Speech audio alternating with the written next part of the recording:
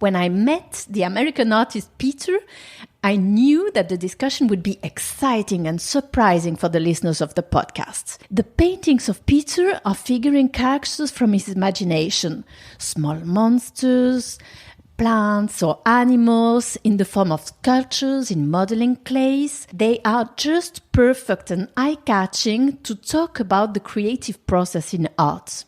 I was ready to ask him all the questions that no one had dared to ask on his paintings. Maybe because of intimidation, of fear of visiting the work, because I believe that in art there are no rules or limits. And I was not disappointed by Peter Opheim's answers. On the contrary, he has opened many doors for me, and I hope it will do the same to you. For the artist, these figures are very real, and his message is very serious. He will explain why and how they can tell us a lot about us and our humanity in the podcast. The art of Peter is door open to much more than the sculptures. We talked about very interesting themes such as the imagination, consciousness and mindfulness, spirituality, of course, the artistic creation and the creative process, and above all about the humanity to which Peter is addressing in his work. Now I would like to make a small parallel with a world-famous narrative poem written by the Italian author Dante Alighieri, The Divine Comedy, where imagination and fantasized characters are everything but fiction and fairy tale. If the imaginary is often misunderstood and underrated in our societies, it is perhaps we have forgotten artistic references such as the characters of Dante's Divine Comedy. The famous Italian poem features both men contemporary with the poet, but also gods of mythology, or Beatrice, the poet's muse. But can I ask you, does it matter whether the character of Beatrice, his muse, is real or imaginary to understand that this story teaches a lot about ourselves? I now hand over to the artist Peter Opheim, and our discussion will hopefully serve to demonstrate that in art there are no right or wrong questions to ask. You don't need to be cultured to engage in exciting discussions with the artist about his work. Art allows us to give space to our sensibility and our emotions. It is not with our rationality that we must look at a painting, but by giving free rein to our feelings and emotions.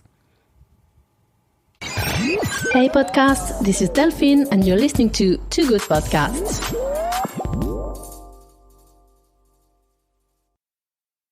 So I've just arrived at the Cole Gallery in the neighborhood of Pigalle to meet with the American artist Peter Opheim. So I'm very happy, Peter, to have you here and very honored. And you will tell me everything about your universe.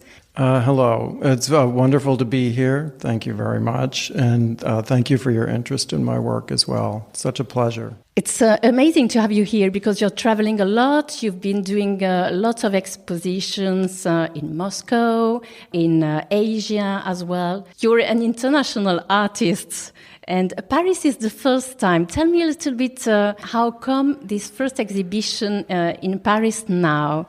Well, I've shown with Cole Gallery for a couple of years, and this is the first time that we had an opportunity to show a solo exhibition here. And the work that I created for this exhibition was specifically for the Cole Gallery. And if I could talk about that for a little bit, it centers around a large painting that is called Billy Looking for the Lost Bird. And in this is a figure with his friend, and they have a rope, and they're going on an adventure. But for me, the story didn't start here. The story started in, say, a previous chapter with the paintings, and that is that there was a crew on a boat, and this boat, something happens to it, and it explodes.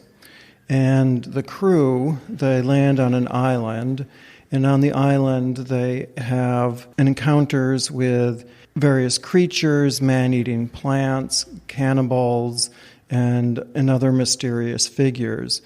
And then the paintings in this exhibition actually take place on this island in a different place. So it starts with this painting of this figure, and he's walking and looking around. And he is, in the process, he goes through a swamp. So all of these paintings are figures that are half plant, half animal, half imaginary, and there's flowers and oozing parts and insects, dragonflies, worms, bees, that are all part of these figures. And then the second part of his adventure is that he ends up going into a cave. And in the cave, you see these figures that are kind of like an ogre or a troll, and these are the miners in the cave. And the thing with them is that in some places they have a tool, but they're also the gems are becoming part of them. And I think it's a little bit of an allegory of our desires, that we have to be a little bit careful of maybe not going too far in what we want, or we become that and lose ourselves. Oh, it's amazing how you make up a whole fiction story behind your paintings. And tell me a little bit, how can we call it? Is it a fantasy world? What is the exact word to use to talk about? Is it fiction and appropriate words, fairy tale, or how? Is it important to use the right words to talk about your universe? And is universe a right word? An universe of fantasy? I don't know. How would you use the exact words to talk about what you are creating? So the correct words are universe and imagination. But I should say that when I first started making these paintings about 10, 12 years ago, before that I was doing abstract work. And the reason that I stopped doing that is because I felt that it didn't address humanity enough. And I felt that work needed to be, from now, created that was very personal, but not private. And I felt that abstraction, as beautiful as it is, had run its course. So what I wanted to do was to create works using figures that I created from my imagination in the same way that an abstract painting is put together, but to make these into an imaginary character that tells us what it means to be human. So it's about humanity. So I don't consider them fantasy at all. And in fact, for me, I consider them very real. I consider it somewhat, say, of a different universe or a different way of seeing things. But the way that I create them, my process is I start with a physical piece of modeling clay. And then from that, I paint directly. I don't take photographs. And it's about looking and experiencing it. But the important thing is that it's the paintings themselves that are what is supposed to feel real, what is supposed to have, say, a soul to it. They almost function like sculpture, that if this figure existed in real life, this would be its actual size. And I consider them moving forward in thinking. So they're not fantasy, they're not about the past, they're not political. I have a part in making them, but my role is a little bit undefined in that, so that they're not supposed to be about me, even though they might have aspects of me in it. It's very interesting, and I have many questions to ask you. One is, so you're using clay in your process. Have you thought about it since the beginning? How is it helpful? And you use it at the beginning of the process, but you don't photograph them. So it helps you in which aspects of your painting work? So when you make something physically, so much of what I do in my work is about removing resistance. And if you just sit down with a piece of paper and a pencil, and you decide that you want to draw something, you'll be limited by what you know. And your brain functions in a very kind of limited way. If you can find a process, which I did with starting with making a physical object, it's about motion and movement. So that is transformed into a physical object that surprises me. So to a certain extent, the figures that you see here, they're just as much a surprise to me as they are to anyone else. I never would have expected them, and they just kind of happen. So it's a internal process that I just allow to happen. Okay, I understand. And you used the word imagination. Is it important for you, imagination? I think that it's been lacking in a lot of art for way too long. And I think we all have these beautiful imaginations, and that we should just allow ourselves to go with that and use it. And something that I do with my work, I've made hundreds of different characters, and they're only created and painted once, and then they're never repeated. And in that sense, I sort of think of them as individual people, such as, you and I, we're unique, and we have our own special qualities and our contributions to the world. And so, to me, it doesn't make any sense to paint a figure twice, because it's created and it's real as it exists on the canvas.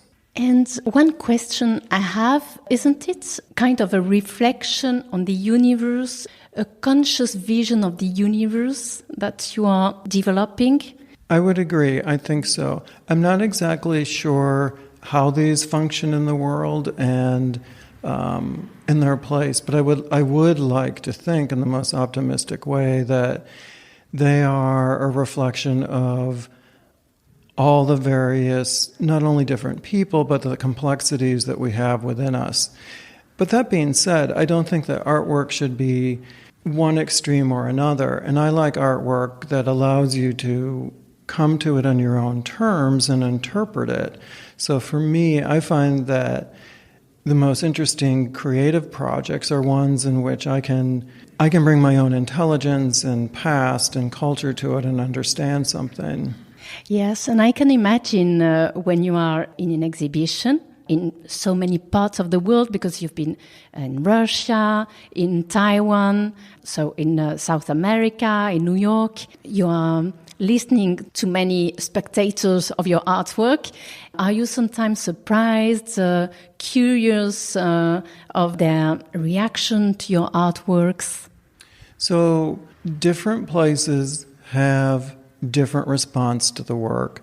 So, for example, when I show in Japan, they are very used to seeing this type of imaginary figure, and they have a history of imaginary creatures that have very specific roles. Now, I don't go into the depth that they do, and some of these are very, they've been creating these for hundreds of years.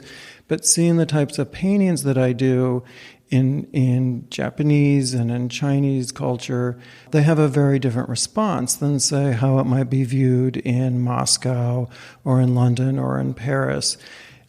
And to me, I think that's all wonderful, because there's no right or wrong way to come to the work, or I'm just presenting my particular vision, and however it might be interpreted, I think is wonderful. I have no right or wrong way that the work should be seen, and I find it very pleasurable to see the work in these different contexts. And I can imagine that in Asia, where spirituality is more important than in the Western world, because of tradition, maybe the Western world where the scientific mind was more important than the spiritual.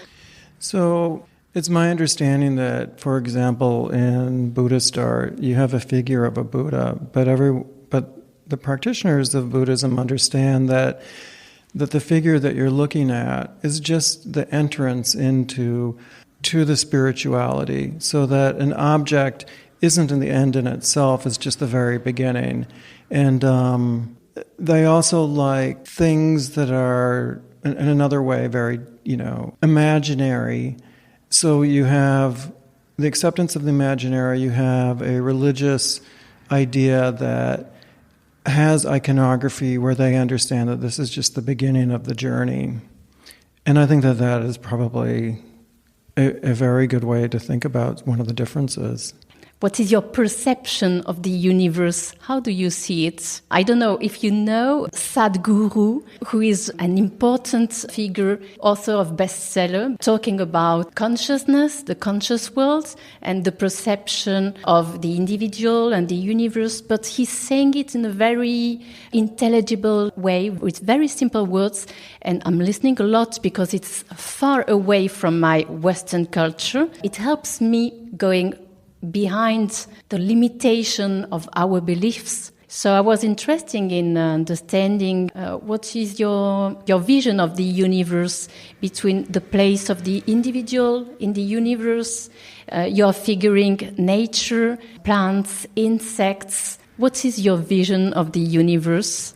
So I'm going to answer this in somewhat of a different way, because I think that it is not for me to know. And I can look and I can listen. But what I think is important is that I live intuitively in the world. And for me, it's about creating things. So I have a particular vision that is very important to me. But I only know that, say, if we're going to use a literary reference, one page at a time, so that I don't know how the chapter is going to end, and I certainly don't know how the book is going to be read. And then in the same way, when I create a painting, it's just one painting at a time, and I finish it, and then I move on to the next. So as far as how I see a place in the world, I don't know that I'm supposed to be aware of that. I can think about it, but I think that what I'm supposed to do is I'm supposed to be in it. I'm supposed to be in it, and I'm supposed to be living and discovering, say, the next place or thought that I'm supposed to go to. Is that what you're wondering? Yes, it's very interesting. For you, it's an experience. So you're living the experience. I would say that that's correct. But it hasn't always been that way. But in my practice, I try to get out of my head. I try not, because I'm already living in my head in this world of imagination. So what I'm trying to do is remove myself from my head and my thinking.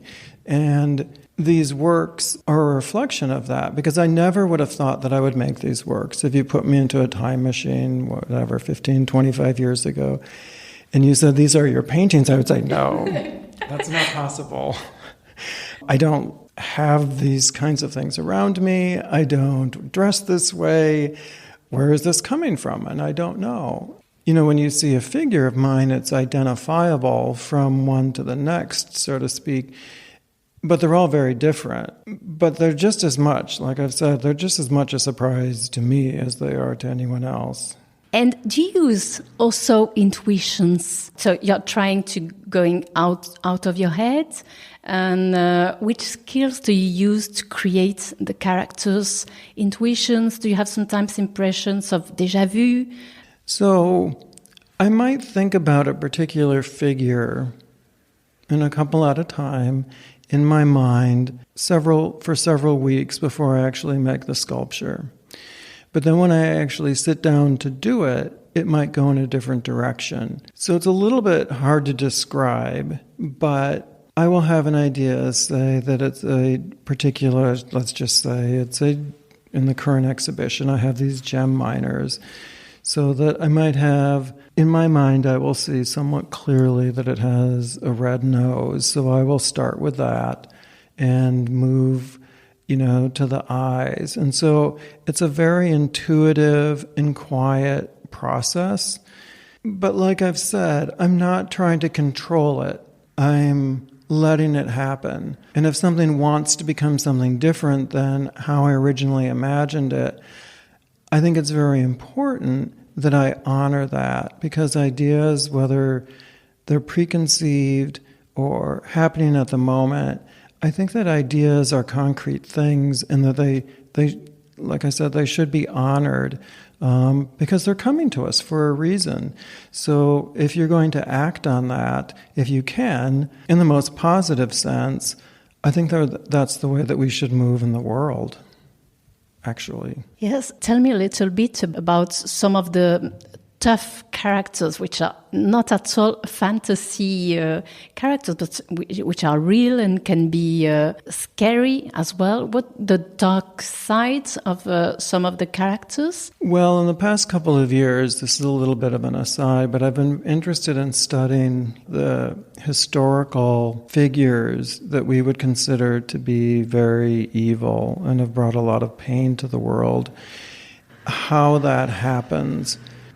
In my work, I don't like work that is either too dark or too light, but it is something sort of in between. And I think what it is that as individual people, we're all very complex, and we have these different aspects of ourselves. And going back to what I've been studying, it was not to be afraid of that, but to understand like how that works. In my paintings, I think that they're a little bit of a mirror, so that someone might see something different from someone very different from someone else, but it's reflected back on that person. And I like the complexity. And in my home, I have some very, so to speak, typically dark paintings, but I don't see them as bad. I see them somehow like a protector. So they do just the opposite. So their function actually brings calm and peace sort of to me by understanding or not ignoring the darkness, so to speak. Yes, I can understand. It totally rings a bell. And tell me, what is your paintings? The colors are very bright. Is it an aesthetics? Is it because you're living in New Mexico, where light is important, colors are important? Or is it strategical for what you're trying to represent? For this exhibition, I wanted to have very intensely colored, saturated works. Now, when I create a painting, it has to have a couple of personal functions to it. It has to be a new character that's interesting to me that I want to paint, so that you have the actual character itself. But there also has to be something in the technique or the process artistically that is pushing forward for me the way that I make the painting, okay?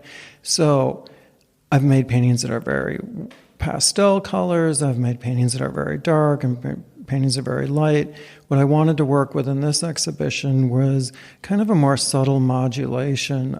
Some of them have almost like a Renaissance painting color palette for me in them, or a European kind of color blocking, So all of these were kind of very specific and important to me. They're not so important to anybody else, but I needed to have like the challenge of trying something new with each painting that I'm trying to accomplish, as well as, the paintings and the figure itself. How many paintings have you done for these Paris exhibitions? So there's a dozen paintings here, and it's divided 5-6 paintings of the figures in the swamp, and then 5-6 paintings of the figures in the cave, and then the centerpiece of the painting is Billy looking for the lost bird. So your character's name is Billy. Do they have all names? They do. Sometimes I'll use names that we might know, and then sometimes I might give them a name that has like a Norwegian or French or, where they're being shown that they might have a historical kind of reference to that. And then in some of the paintings here, I've also given them imaginary Latin names. The figures that are in the swamp, I wanted to be like as if they were a plant. So I translated in English to a Latin name a contemporary Latin name for the plant. Have you already received propositions to adapt your characters to another medium like video or another story of your fictions? I haven't, but I would very much like to see these in another medium such as film, where they can develop and that there's more of a story that's explained. And then there's so much that can be done in film now with digital working that could just expand them and make them furry or with feathers or, have the whole universe. And I think that would be just a wonderful experience to see all of that, and I hope that happens someday. Yeah, and tell me a little bit about the script you are writing. Are you writing it, the script, or is it all in your mind? Do you have episodes, and how long is this process? So I just see only what's happening next, and I have a little bit of an idea, but I have to discover it myself. And I think that I know what I'm doing, for example, for the next exhibitions and for the next several months, but that could completely change. And when I came in here and I saw this exhibition, my immediate response was, oh, this is the finished chapter. This is it. And I didn't know that until I saw them all hanging. But I thought, oh, there's no more gem miners and there's no more of the figures who are in the swamp. So I'm just discovering it just as much as anyone else, it seems. In the podcast industry, fictions are really important, and most of the work happens during the research.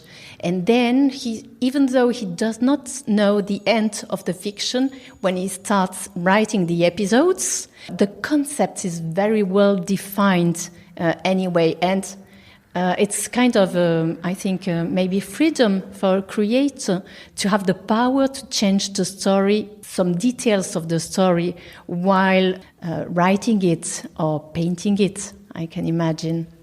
Well, to me, what's important is that something has to be honest and it has to be real. And we can sometimes think of things ahead of time, but it might not really be the truth. And I think that we need to allow ourselves not to hold on to a particular idea and to move where the world or your thoughts, might be taking you.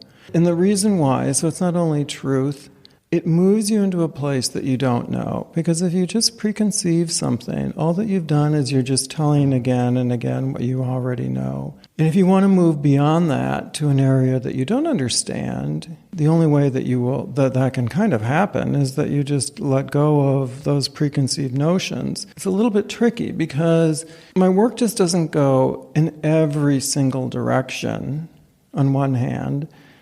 But on the other hand, there is that possibility that it does. So there is a focus there. I don't really know how to explain it because it's about a particular balance. So anything is possible, but that doesn't mean that you should do everything. Exactly. I can understand. Is research important for you before starting painting, before creating the characters with the clay? In which field are you doing your research? Because I imagine, I don't know, it's a guess, that you are open to many cultural fields, form of arts maybe as well. So I think probably I don't do research for my paintings in the sense of I didn't look at miners or I didn't look at swamp figures for this. But my research, so to speak, would be in exposing myself to different thoughts and ways of thinking. So literature, books, historical accounts, philosophy, all of those things are inputs, as well as, my experience with my children and with my family, and then moving in different realms. So I listening to new music is very important to me. I'm not interested in what was done 5 years ago, as nice as it might be, but I like to have new viewpoints, and I like to understand how different cultures and people are putting themselves in the world and expressing themselves. So whether that's literature, food, clothing, all of these things I think are very important. In my home, I have artwork by Japanese and Native American, European and Southeast Asian artists that are different from my own. And I think that that's how we should kind of be in the world, is to expose ourselves to thoughts that might be uncomfortable or different or a different viewpoint, then looking at where our shared humanity might be in all of that makes life more interesting. Yes. Tell me a little bit about Peter. Did you start doing artworks? What have you studied? In which family have you grown up? Maybe we would have surprised. Maybe we have imagined something, and you will tell us a different story. So I was born to American parents in Germany, and shortly thereafter we moved back to Minnesota. And I grew up in a suburb of Minneapolis. I went to a liberal arts college. But I didn't study painting there. I studied kind of very classical figure drawing and film, but I also studied developmental economics and Southeast Asian studies, which are very important to my time there. I didn't want to go to art school at the time, although my younger son just graduated from the Rhode Island School of Design, so I have no problem with art schools. Just for me, that I felt that the way to painting was through a different direction. It was through science or philosophy or literature. So I've actually never had a class in painting. I've never studied formally, but I've painted my whole life ever since I was little. And when I was in rural Minnesota growing up, I would take the car and I would go and paint watercolors of the farms and the fields. But I also had a very creative childhood, and I did a lot of different things. And then moving forward, once I graduated college, I moved to New York City, and then that's an education in itself. And then I lived there mostly for, say, the past 25 years or so, dividing my time between New York City and northern New Mexico, which is where I am now. And how is it living in New Mexico? So the thing is that the environment is important, but not in the way that you might think. In my studio, I'm in my head, so it doesn't make that much difference where I am to kind of be able to create. The difference comes that, and this is very important, that a creative process and intuitive thinking has to have external pushback on it. So that when you live in a city and you're confronted with, say, time constraints or different ways of living, or all of that pushback is very important to focusing where you should be on your work. And what happens in the mountains, because it's just very open and expansive, it's incredibly beautiful, but your thoughts can wander horizontally, and you can go a little bit too far where you stop actually addressing other people, and it's just you're talking to yourself. So there's a little bit of a concern there. Hopefully not yet, but I have to say I do like very much where I'm living right now. Do you have a routine for work? What's the time dedicated to leisure, to work? Or do you let things happen? So because of the number of exhibitions and paintings that I've been doing, I have actually a very kind of simple existence in life. For the most part, I paint every day. I get up and I start working, and I'll spend all day, afternoon, and early into the evening working. I will make all my own meals and try and get some time for reading in the evening. And as far as personal activities, I do jiu-jitsu and snowboarding. So if you're a friend of mine and you don't do either of those two things, I'll never see you. It's important. And snowboarding, I understand. And the other discipline, can you tell me a little bit? As jiu-jitsu, the martial arts. And I don't usually like to talk about these personal things, but on the other hand, I think that it's very important that people do them. So the thing about jiu-jitsu is that you find yourself in very uncomfortable positions, and you have to be comfortable being uncomfortable. And it also trains the body and it trains the mind. And so lately I've been opening up, talking about it a little bit more, because I think that people should all do it. They should all do it. They should push themselves physically and mentally in learning new things. And, and then as far as snowboarding, well, that's out into the mountains, which Taos Mountain is huge, and being out there. So that you have these different balances, so that an ideal day goes something like this. You have your creative work, and then you have something physical that takes you outside of that. So, you have refinement, and then you have, exertion.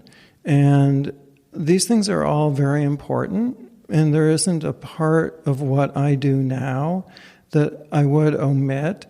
I'm just sorry they don't have more hours in the day. Yes, I think so. It's important to talk about the body's work and how things are correlated between what happens in the mind, what happens in the body, and outside as well, be connected with the outside. And jiu-jitsu, I've heard about it a lot, ultimately, because in the Eastern cultures, to practice sports is very important for spirituality as well. Yeah, 100%, I agree. And they all feed each other. And if I don't have a particular aspect of that happening in my life, there's kind of a downward deterioration that I feel that can happen. And when all of those elements are kind of there to the best that they can be done, it makes you stronger, you feel good, eating well, very important. It makes everything better. And then, I'm trying to bring things out into the world. So, I don't think of it this way, but I do want to present the best that I can in whatever aspect. And the way that you do that is by nourishing yourself. Daily practice, doing that day after day, moving forward. You were telling that this form of art, paintings, you've been doing it for the last 12 years. And what are the next projects you have? So, just to back up, when I started making these paintings, like I said, I was making abstract work. I finished a painting and I said, that's it, and I'm not making any more, but I didn't have anything to replace it. And so I sat down with a piece of paper in front of my abstract work and I started to do drawings. And in the drawings, just like how you might look at clouds, so to speak, and see an animal, I started to see these animals in my paintings, and they were these imaginary figures. And over like a several-year process, all the abstraction went away, and I was just left with the figure. And when I first started making these paintings, I thought, I really like these, but nobody else will ever be interested. And I thought, this is it.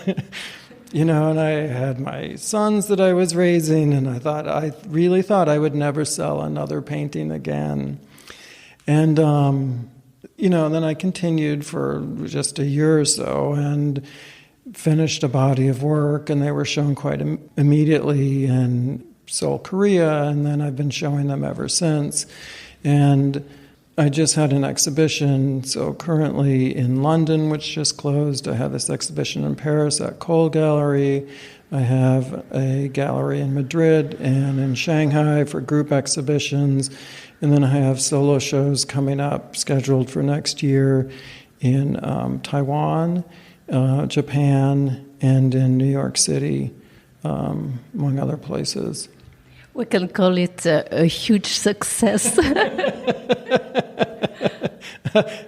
Well, thank you.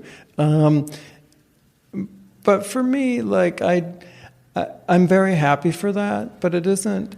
What's important to me is that I follow the particular vision as it's being presented to myself. And I'm just happy that other people are responding, and I think that's really wonderful. I'm very happy for that.